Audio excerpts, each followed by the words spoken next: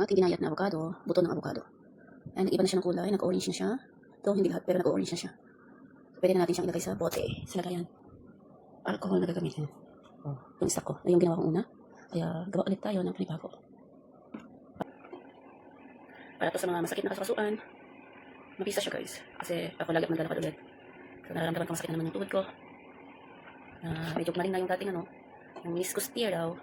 Pero ngayon parang nararamdaman ko ulit kasi nga kanina ang lakad. Lagi kasi cholesterol to eh. Baka maklagi eh. Ang home remedy na napatunayang mapisa naman. Hindi mo naman siya iniinom, kaya safe na safe. Kapag mas masakit yung tuhod ko or balakang gano'n, naglalagay ako ng napapahid ako nito, yung alcohol with avocado. Tapos sinamagahan, okay na. Ganun lang.